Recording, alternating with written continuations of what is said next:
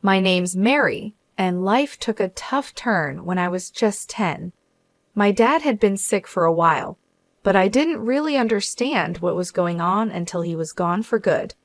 One day he was there, and the next day, there was just an empty seat at the dinner table. It didn't take long for my mom to fill that empty space. 2 months later, she brought home Jack. I guess she felt lonely and needed someone fast. Jack moved in like he owned the place, and it was clear he didn't want me around. Mary, this is Jack. Jack, this is my daughter Mary. Mom introduced us the day he moved in. Jack looked at me coldly, like he'd rather be anywhere else. Hi, I managed to say, feeling shy but trying to be polite. Jack just nodded, not even smiling. He turned to Mom. Linda, can we talk about the living arrangements? I remember feeling a chill as they walked away, his hand on her shoulder. It didn't take long before I started feeling like an outsider in my own home. Jack had rules for everything and was always on my case. Don't leave your stuff in the living room. Eat faster. Don't make too much noise. It was nonstop. Mom just went along with whatever Jack said, her eyes looking empty or maybe just tired. One evening at dinner, things boiled over. I accidentally knocked over a glass of water, and it spilled towards Jack. Clumsy kid, can't you do anything right? Jack snapped, jumping up as the water splashed on his pants. Sorry, Jack, it was just an accident, I stammered, feeling my face heat up. Sorry doesn't clean up messes, Mary. Be more careful, he scolded, his voice louder than it needed to be. Mom just sat there, quietly dabbing her mouth with a napkin, not saying anything. I looked at her, hoping she would say something, anything, to stand up for me, but she stayed silent. I heard them arguing in their room. Jack's voice was loud and harsh. Linda, that kid of yours needs to shape up. I'm not going to live in chaos just because you're used to it. Mom's reply was soft, but I could catch bits of it. Jack, please, she's just a child. She's still adjusting. Adjusting? It's been months. I'm telling you, if things don't change, I didn't hear the rest, but I didn't need to. The message was clear. Jack wanted me out of the way, and Mom wasn't fighting too hard against it. The next few months were just as hard. Jack's complaints were a daily thing, and Mom's silence grew heavier. I was walking on eggshells, trying not to make a sound, trying to disappear if I could. But you can't disappear in your own home, can you? Even a 10-year-old knows that much. Life at home got more complicated when Mom told us she was expecting. Jack already had a hard time tolerating me, and the news didn't exactly make him happy.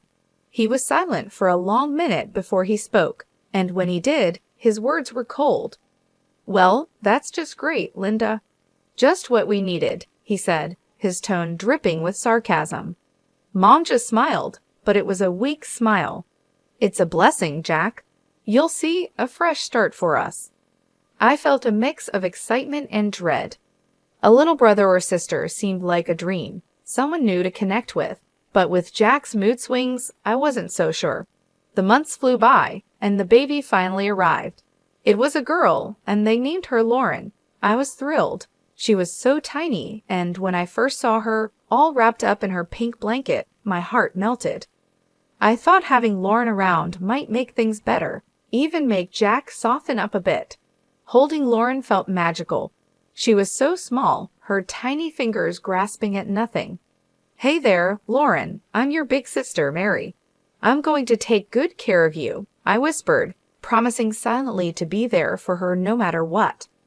But the magic didn't last. Bringing Lauren home changed things again. Jack became fussier than ever, especially about money. One night, about a week after Lauren came home, I overheard him talking to Mom in the kitchen. His voice was harsh, louder than it needed to be.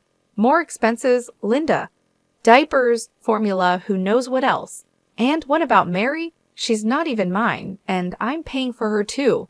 Mom's voice was a quiet murmur. Jack, please, she's just a child. We can manage, things will settle down.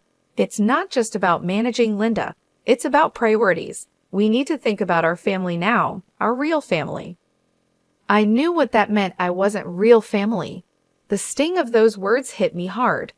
I slid down the wall by my door, hugging my knees, trying not to cry. The final straw came when Jack sat us down in the living room one evening. His face was serious, and he avoided looking at me. "Linda, we need to think about the future. Mary's getting older, and expenses are piling up. Maybe it's time she went to live with her Aunt Joyce." It felt like a punch in the gut. Being sent away, just like that. Mom finally spoke, looking at me with sad eyes. "Mary, honey, it might not be so bad. Aunt Joyce has a nice house, and you'll be well taken care of." "But Mom, I don't want to go. I want to stay here with you and Lauren." The room went silent. Jack's next words were cold and final. "It's decided then. I'll call Joyce in the morning." Moving in with Aunt Joyce was like stepping into a different world. Her house was big, clean, and always silent, too silent for comfort. The first day I arrived, she laid down her rules like we were negotiating a peace treaty after a long war. "You'll follow my rules under my roof, Mary. No nonsense, no mess, no back talk," she declared as she led me through the hall to what would be my room. The room was plain, with bare walls and a single bed in the corner. It felt nothing like home. I nodded, too tired and upset to argue. "Homework right after school, chores before dinner, and lights out by 8. I won't tolerate any laziness or sloppiness, you hear?" Aunt Joyce continued, her voice firm. "Yes, Aunt Joyce," I whispered. "Speak up when you're spoken to. Let's have no mumbling here," she snapped. I quickly corrected my tone. "Yes, Aunt Joyce, I understand." The days that followed blended into each other, each as strict and unforgiving as the last. Aunt Joyce was tougher than anyone I'd ever known. She had a way of making simple conversations feel like interrogations. Homework was a battlefield too. If I got a B instead of an A, Aunt Joyce had sharp words for me. "You can do better than this. Your laziness won't fly here," she'd scold, even though I'd spent hours poring over books. The worst part was how she reminded me of my mom's decision to send me away. If I dared to talk back or ask for less criticism, she'd retort sharply, "No wonder your mom sent you here. You need discipline. You obviously weren't getting it." Those words hurt. They always did. They made me feel unwanted, unloved, like I didn't belong anywhere. I was just another problem Mom solved by sending me away. Days turned into weeks and weeks into months. I learned to keep my head down, do what I was told, and only speak when necessary. Aunt Joyce had no patience for tears or complaints, and I didn't have the energy left to fight. "It's for your own good," she'd often say after scolding me harshly, as if her sharp words were supposed to make me into someone better.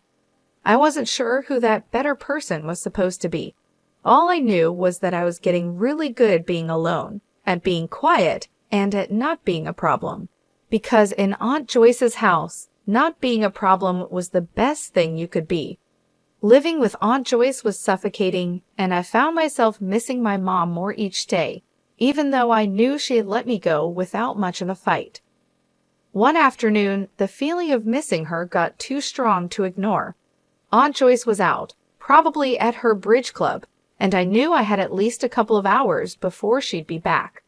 Her phone was always left on the kitchen counter, charging next to the fruit bowl. It seemed like my only link back to my old life.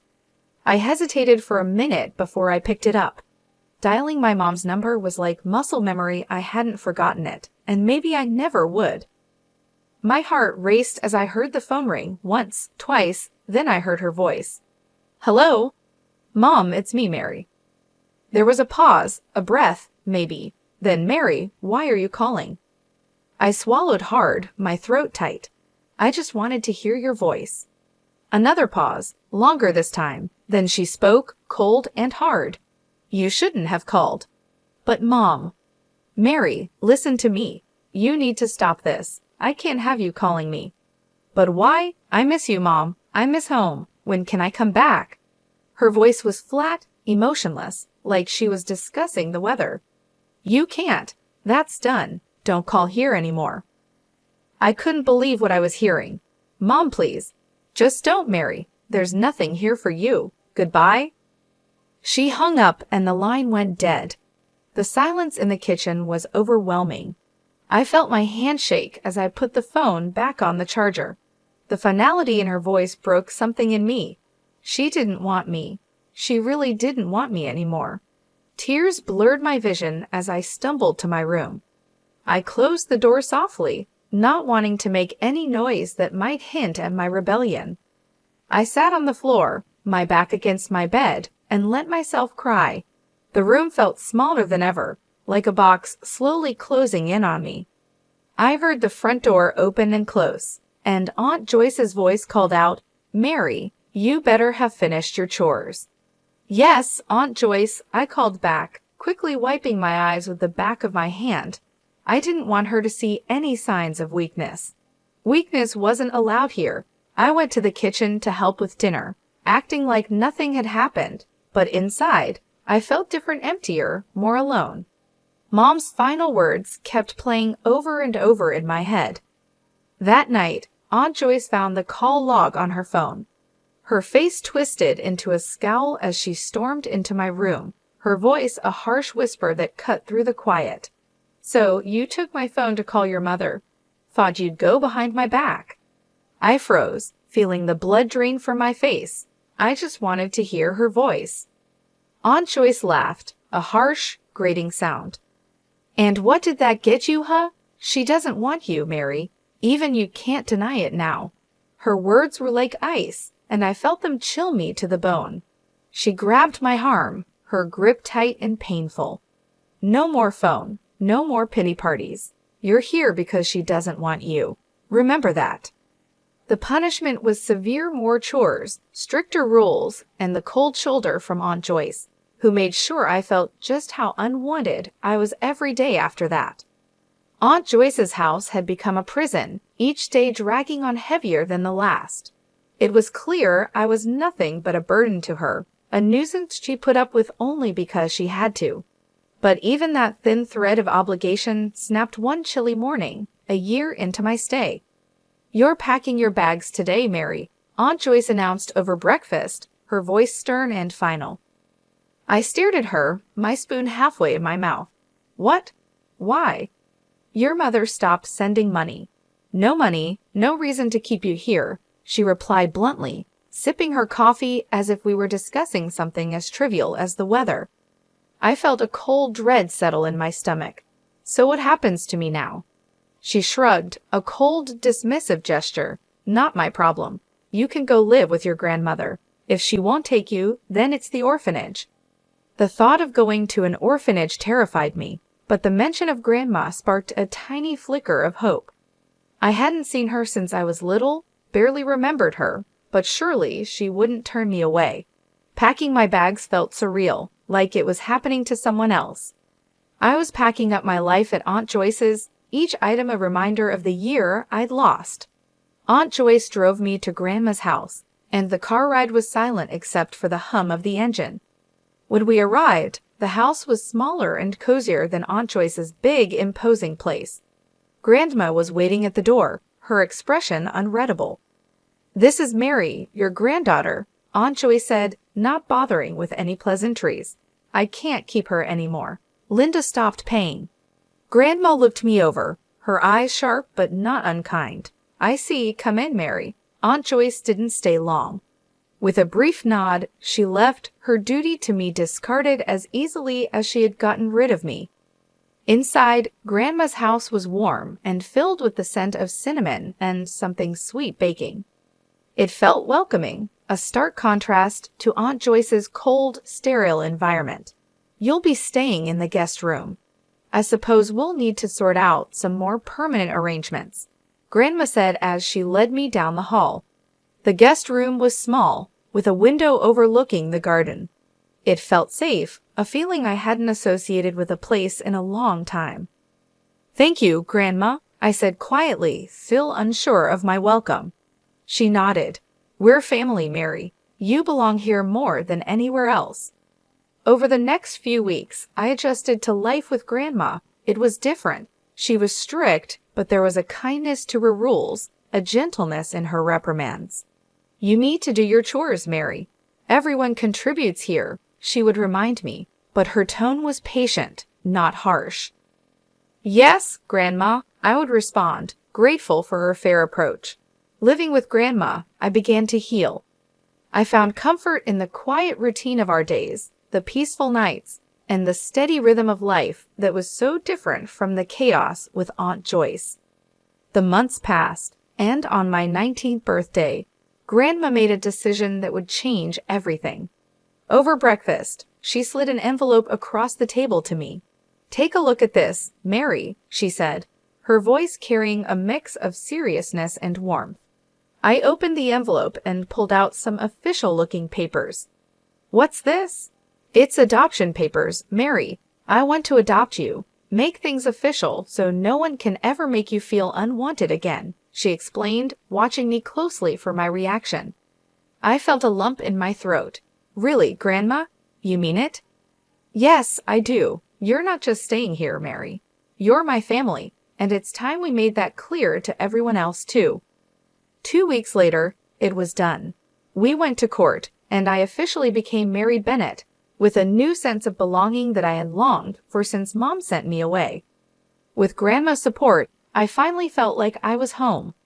I began looking forward to the future, and Grandma encouraged me to focus on my studies, especially science, which had always fascinated me. "You've got a sharp mind for it, Mary. You could go into medicine. How would you like that?"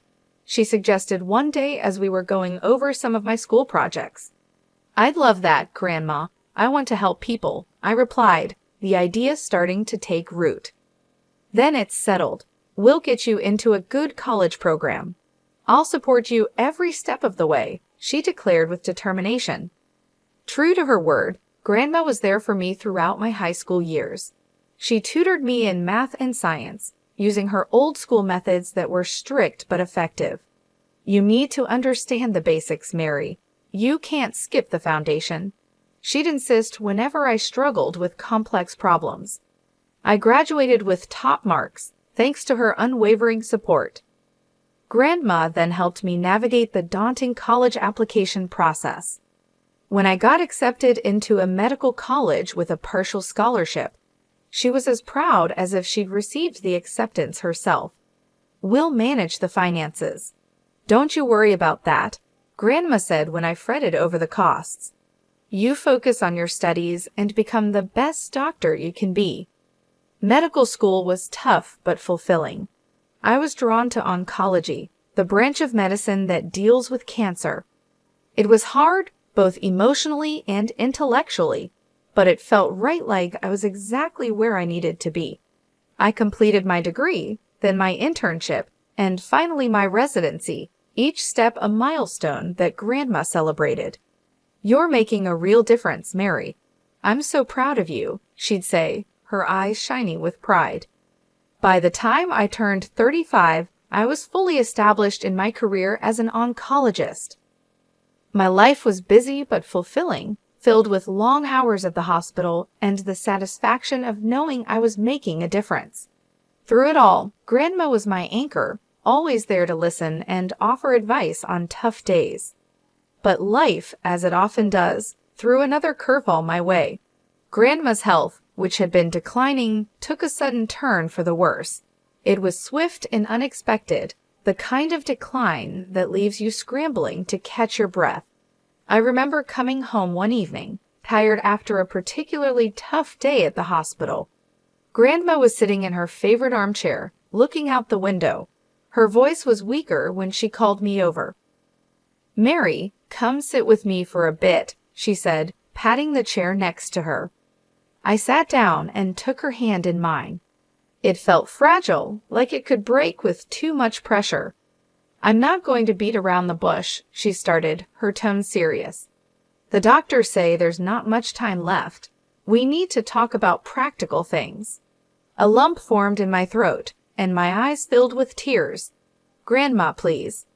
She squeezed my hand, her grip still strong. "No tears now, Mary. We've got things to sort out. You need to be ready." The next few weeks were a blur of doctor's visits, late nights, and legal paperwork. Grandma wanted to make sure everything was in order for me, that there would be no complications with her estate or her wishes. When the end came, it was peaceful. Grandma passed away in her sleep at home, just as she had wanted.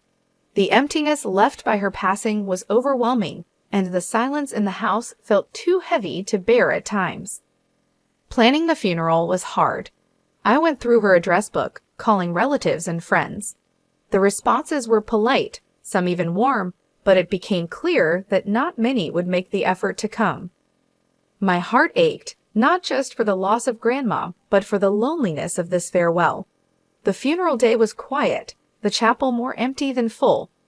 I stood there, feeling oddly detached as the priest spoke about life, loss, and legacy. It didn't take long after the funeral for the past I thought I had left behind to come knocking at my door. My mother, stepfather, and their daughter, who is now 21 years old, showed up unexpectedly. My mother didn't waste any time. "Mary, you need to share the inheritance your grandmother left you," she demanded, her tone entitled. I stared at them, disbelief mixing with anger. "You left me, remember? 21 years ago, you decided I was too much of a burden." My mother's face twisted into a sneer. "Ungrateful girl. Now you're a rich doctor with an inheritance. You owe us." I laughed, the sound bitter. "Grandma adopted me legally. You're nothing to me now." The shock on her face was almost comical. My stepfather, ever the bully, leaned in. "You're going to regret this, Mary." As they left, I slammed the door behind them, the click of the lock sounding unusually satisfying. Standing there, my back against the door, I felt a mix of relief and renewed determination. A few days after their visit, I was at work when I got a call from a neighbor. "Mary, it looks like your family's at your house again. They've been bringing in furniture. It looks like they're moving in or something." When I pulled into the driveway, seeing their car parked out front made my stomach turn. I walked in to find my mother, stepfather, and stepsister unpacking boxes in the living room, acting like they owned the place. "What are you doing?" I demanded, trying to keep my voice steady. My mother turned around, feigning surprise. "Oh, Mary, we're just settling in. After all, this is family property." "No, it's not. This is my house, legally left to me by Grandma. You need to leave now." My stepfather stepped forward with a smirk on his face. "Make us. We're family, and we deserve a part of this house." I could feel the anger rising inside me. "You haven't been family for over 21 years. You can't just come here and claim what's mine." My stepsister, who had been watching from the side, finally spoke up. "Come on, Mary, don't be so heartless. We're just asking for what's fair." "Fair?" I laughed, the sound sharp and bitter. "What's fair about abandoning a child? What's fair about only showing up when you think there's money to be had?" They had no answers, just scowls and muttered curses. "I'm calling the police," I declared, pulling out my phone. My mother tried to stop me. "You'll regret this, Mary." "I've regretted knowing you for years. This is nothing new." I shot back as I dialed 533. The police arrived quickly. I explained the situation, showing them the legal documents proving my ownership of the house and Grandma's will. The officers were firm. "You need to leave," one of them told my mother and stepfather. "This property doesn't belong to you, and if you don't comply, you'll be removed forcibly." My stepfather glared at me, his anger clear, but there was nothing he could do. "This isn't over, Mary," he threatened as they gathered their things. "Oh, but it is," I replied, my tone cold and final. After they were gone, I walked through the house through Grandma's house. Each room was filled with memories, each corner a testament to her love and the life she had built here, a life she had fought to pass on to me. Standing in her favorite spot by the window, I made a promise, not just to her but to myself. I would not let the bitterness of the past tarnish my future. I had fought hard to become who I was, and I would continue to fight to honor her legacy and the sacrifices she had made for me.